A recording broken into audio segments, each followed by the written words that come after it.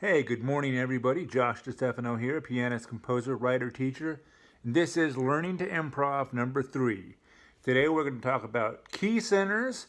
We're going to talk about how the functions of notes can change depending on the harmony underneath, and we're going to talk about arrival tones.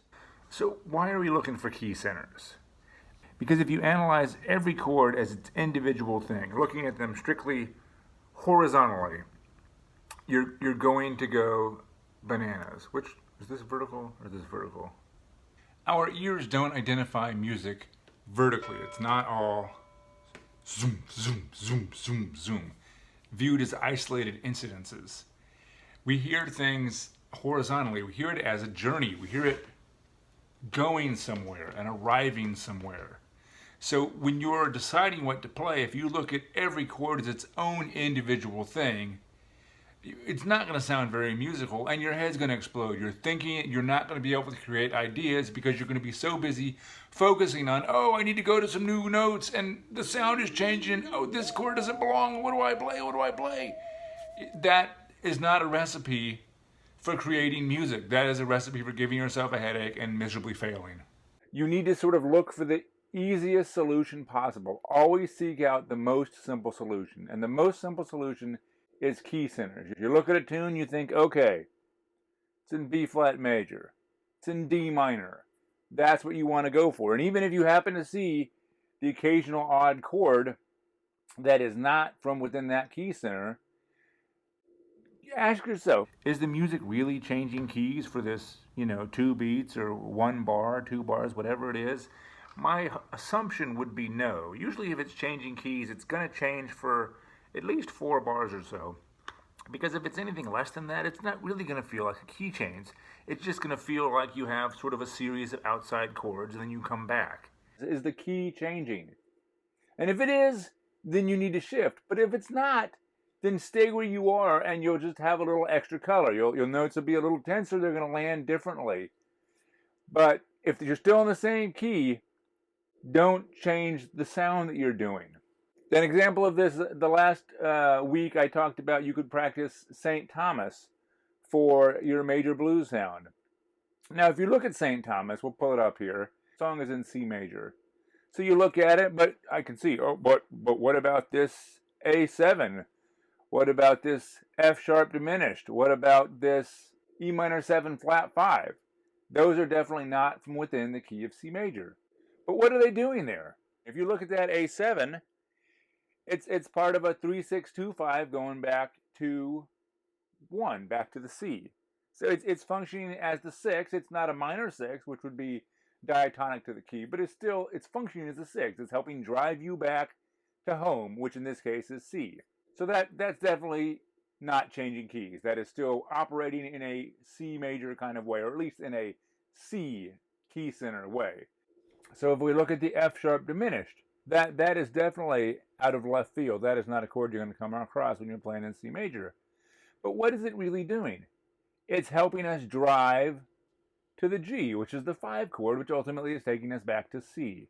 We're going from 4 to sharp 4 to 5. It's just a chromatic climb up, still within this C major key center, key idea. So when you're analyzing tunes and when you're analyzing chords, it's not about the journey, it's about the destination. Unlike life, which they always say is about the journey, when you're looking at tunes and trying to figure out the key center, don't think of everything so vertically. Think of it as, where is it going? Where is it going? And if it's going in a place that's just keeping you within the same key, then stay in that same key center. Don't change what you're playing. Another thing I wanted to talk about was tension and release. We mentioned this a little bit last time, but I wanted to say tension is not necessarily bad and release is not necessarily good. You really need both to keep things interesting. Think of release as a cozy sweater knitted by grandma. It's warm, it's comforting, it's familiar. You're going to feel at ease when you have it. But if that's all you ever know is hanging out with grandma, drinking warm milk, at some point it's going to get a little bit boring. So if you think of tension, then it's very different. It's going to be eating spicy food that's so hot that your eyebrows are catching on fire. It's going swimming with sharks or getting cut out in the middle of a rainstorm. It's exciting. It's keeps you on the edge of your seat. It sort of commands your attention. It's not easygoing. It's the opposite. It's not bad, but it's definitely, you need to be fully engaged. And if you do this all the time, then it's going to be exhausting and overwhelming, and you're not going to like it. But a little bit, peppered in here and there is going to be great. It's what makes life interesting. And in this context, it's what's going to make your ideas interesting and the sounds interesting. If you have all release, boring, all tension, exhausting. So you need to find that balance. So I also wanted to speak about the notes. If you play a C over a C chord, it's very much a release. It can't get more grandma sweater than that. But as we spoke about the chords shifting, even if they're in the same key center, you might find that C note, which sounded so comforting, is going to clash seriously if you have an A7 underneath it. Okay, so let's talk about arrival tones. Arrival tones are important because that's the note that sticks with the audience. Typically, it's going to be where your phrase ends, but sometimes it can be in somewhere in the middle of the phrase. If you have a long tone within your phrase, then that's going to stick out. Like this beat out. They're going to remember that. So if you have you're playing over St. Thomas, that beep, that's going to dig a little bit. It's a little bit of tension. But as the chords may shift, the function of the note is changing, so that E flat, where it was the flat third, is now the flat 5 over this A7. Or if you're in that F sharp diminished, it's now the what would that be? It's the fourth note of the F diminished chord.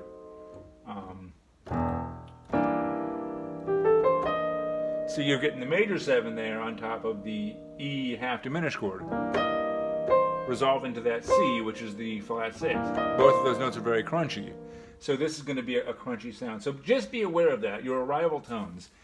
We talk about arrival because it's where the phrase ends or where it arrives. That's important. All the notes before it are just kind of moving to that direction. While they add color and interest, it's really about the note that sticks with the audience, be it a long tone in the center or the ending period of your sentence. If you're keeping it within this singular sound that we've identified, minor blues, major blues, and we'll talk about some other ones in the future, you only have this collection of 6-note collection. So you don't have to do that much thinking. You just have to recognize that, okay, this note is tense here. I want it to be less tense, or no, I like it here, but I'm aware that it's not going to sound the same in this bar as it did in that bar. If you've enjoyed this video, please give it a like. Please leave me a comment. I'd really appreciate it. And I will see you next time.